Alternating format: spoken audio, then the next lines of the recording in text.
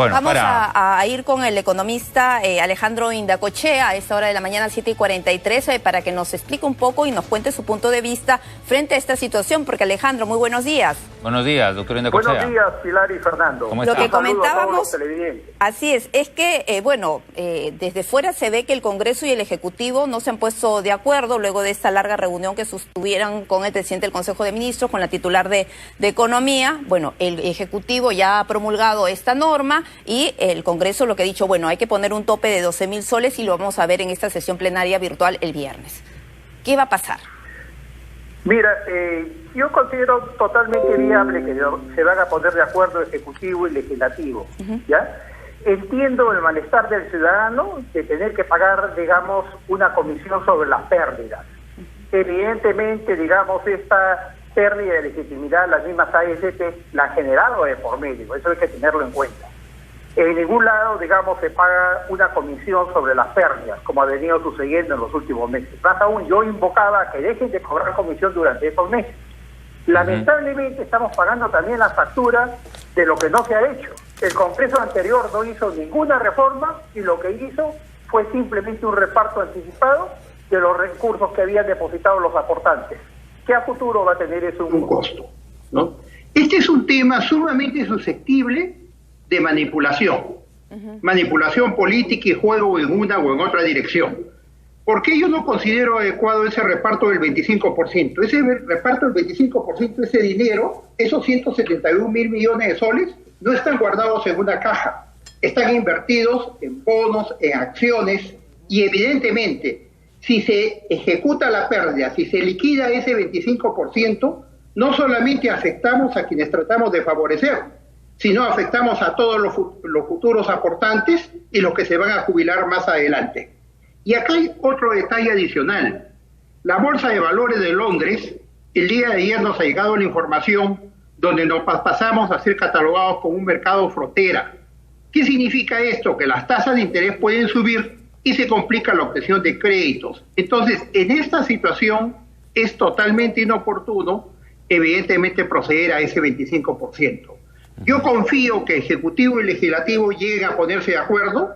El Legislativo ya ha señalado que esto se acota, no para todos, sino entre una UIT y 3 UIT, entre 4.300 y 12.900. Claro, doctor Indacochea, pero bueno, hay analistas que han revisado el texto del Congreso y lo que señalan es que, por ejemplo, hay algunas incongruencias.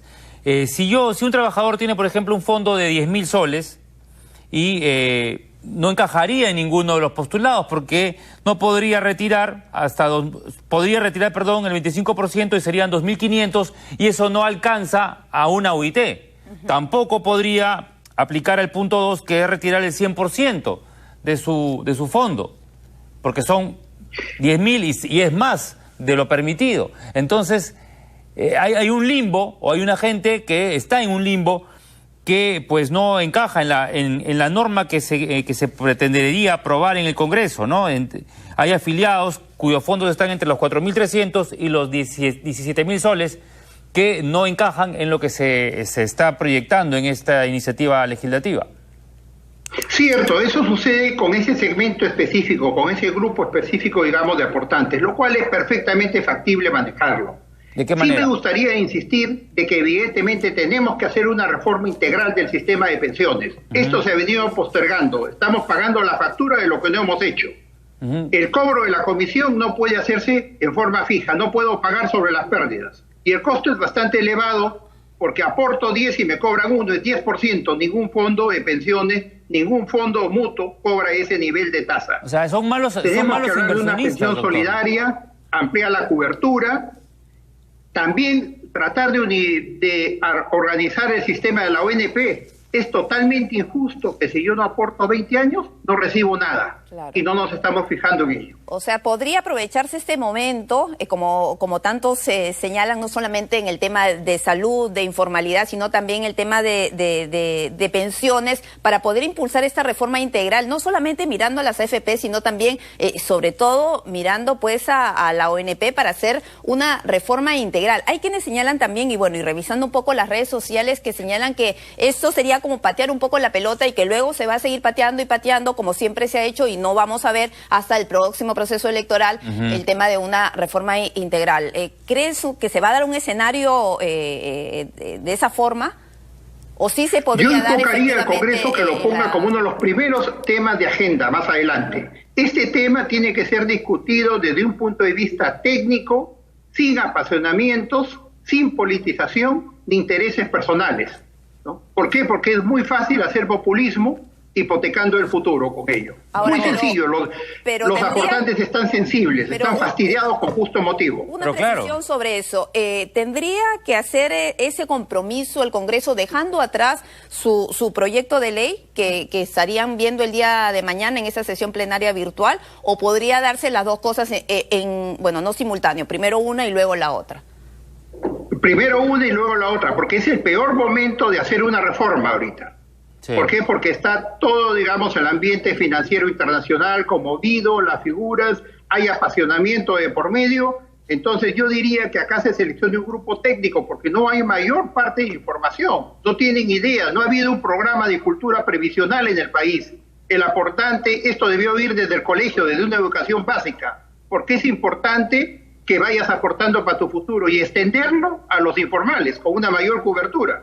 Doctor, básicamente este sistema que nació en los años 90 y que para muchos fue una imitación del modelo chileno, ha demostrado que no es rentable, que no realmente pues beneficia al aportante, que hay un gran sector informal que no está dentro de este sistema y que ahora estamos pagando las consecuencias precisamente de un sistema, como ha dicho el presidente Vizcarra, abusivo. En Chile ya esto ha caído en crisis también. ¿Usted cree que vamos a seguir el mismo camino? No, yo estoy convencido que vamos a encontrar una vía para poder ordenar este tema. Los sistemas de pensiones tienen un problema a nivel mundial, a nivel global. Hay el envejecimiento poblacional, la gente vive más. Los aportantes de la AFP, hombres, viven hoy día en promedio 87 y las mujeres 92 años. Se ha ampliado, entonces no hay ningún sistema pensionario que me permita vivir 30 años cómodamente como se publicitó en un inicio. Yo objetaba esa publicidad que se hacía desde que se gestó las AFPs. Claro. Desde que se gestó en los años 90 se señalaba que uno se jubilaba feliz a vivir de sus rentas durante 30 años. Y no hay ningún sistema jubilatorio que logre cubrir eso. En esa forma. Ahora, paradójicamente, el partido que creó el sistema en los 90, hoy día lo trata de destruir. O sea, hay un grupo de aportantes que son una minoría, que son los que ganan unos sueldos altos y ellos van a quizás tener una jubilación interesante, pero el resto, los que no han alcanzado pues aportar en sus años de mayor productividad, que son entre, no sé, pues entre los 20 y los 50 años. Mira, tiene que haber un aporte solidario mínimo, pero un sistema jubilatorio, si tú aportas el 10%, en un año es 1.2 sueldos. 30 años son 36 sueldos. ¿Cómo vas a vivir con 36 sueldos, por más que se capitalice, durante 30 años por 12 meses 360? Claro, es imposible. Este es un problema mundial, pero hay que sincerar esta situación, explicarle a la población desde una educación básica, desde el colegio, qué significa un sistema jubilatorio que es complementario, es una ayuda. Pero acá se dio un mensaje no adecuado, que uno se retiraba a vivir feliz, iban a sobrar los recursos, iba a alcanzar, y esto evidentemente el usuario se ha dado cuenta que no es cierto. Y lo más grave es que son comisiones que evidentemente son tremendamente excesivas, se opusieron incluso a la subasta. Me acuerdo que plantearon una acción legal oponiéndose a la subasta porque se oponía a la competencia. Ahora, no, Alejandro, acá tenemos que hacer reformas y tenemos que reordenar un sistema que tiene una serie de imperfecciones, ¿no? ¿Y esta reforma? Tenemos que hacerlo desde una educación básica a los informales. El de la calle que entienda que se aporta 10 soles, el Estado lo ayuda con 2 soles y va haciéndose una jubilación a futuro. Y esta reforma, este reordenamiento, además de incluir del tema de las comisiones abusivas, de incluir la ONP, de ver el tema de las pensiones solidarias, ¿qué otros aspectos deberían tocar? Y te pregunto esto porque, bueno, a raíz de todo este tema, justamente escuchaba hace un par de días las declaraciones del CEO de AFP Integra, bueno, señalando que ellos en algún momento incluso presentaron una iniciativa o una recomendación para justamente ver el tema de las comisiones, pero que no fueron recogidas en el Congreso de ese entonces, pero bueno, definitivamente han tenido que hacer un cambio de chip, un cambio de mensaje ante esta situación crítica que están viviendo y prácticamente acorralados, porque los afiliados están muy molestos e indignados. Y no solamente los afiliados, hasta el jefe de Estado. Mira, la propuesta en aquel entonces, tengo entendido que fue Integra quien lo propuso, era cobrar comisión exclusivamente sobre la rentabilidad. Es decir, gana mi fondo y ellos cobran comisión. ¿Y eso está si bien o mal? pierde mi fondo, perdemos ambos. Pero estamos conduciendo a una situación como ha pasado en estos meses, donde mi fondo pierde valor y yo tengo que pagar comisión sobre las pérdidas. Esto no ocurre en ningún fondo mutuo a nivel mundial y no se cobra más de un 10% de lo que sucede como comisión. Esto hay que reordenarlo. Evidentemente ha habido lobbies, trabajos de por medio, un Congreso totalmente inoperante que con desconocimiento técnico, que lo único que hizo fue que la gente retirara sus fondos antes y no ordenó el sistema. Habían chicos de 37 años que ponían dinero y lo volvían a retirar y se jubilaban a los 38, 39 años. No hay ningún país que haya funcionado reforma bien. El Congreso anterior y hizo un populismo con un reparto anticipado hipotecando el futuro. Señor Necochea, ¿no hay ningún país, un modelo extranjero que haya funcionado bien el tema de las pensiones de jubilación? Mira, el sistema público colapsó en la mayoría de países. En Europa es una bomba de tiempo. Están tratando de ampliar el periodo jubilatorio, se va a 65, 66, 67 años, y la gente vive con el envejecimiento poblacional 85, 90. Y esa caja común es problemática. Acá en nuestro país recordemos lo que era la 25-30. Yo me retiraba sin ninguna relación con lo que yo había aportado. Bien. Y tenía, en mi jubilado, recibía todos los aumentos que habían de por medio. Habían congresistas que adoptaban hijos. Las pensiones eran heredables para las mujeres con un machismo impresionante. Entonces la historia de este sistema público fue nefasta, es cierto. Se prestó a corrupción, mal manejo. Pero el sistema privado, en el otro extremo está el sistema chileno que hemos adoptado. Tengamos la iniciativa, tengamos la capacidad de poder ajustes, corregir y hacer un sistema integrador que involucre la ONP, el sistema privado, que dé una pensión solidaria, sea un sistema competitivo, que se pague en función de la rentabilidad y no sobre las pérdidas, y no con una comisión tan alta, sino que se permita competir en otra forma. Perfecto. Esta sería una verdadera reforma y entrar a hacer una educación previsional desde el colegio. Lo que han hecho es generar indignación ciudadana con un justo motivo que yo lo comparto. Perfecto, Claro que sí. señor Necochea, muchísimas gracias. Perdón, me gustaría finalmente hacer una invocación al nuevo Congreso. Yo creo que ante la gravedad de la situación, yo les invocaría a que se abstenga de cobrar los gastos de instalación o el sueldo del primer mes que no se ha trabajado. Esto es Buena simplemente iniciativa. solidaridad, el Fredemo con su base popular y los amigos humanistas, evidentemente, con quienes le dieron el voto en el sur del país, que son los más necesitados.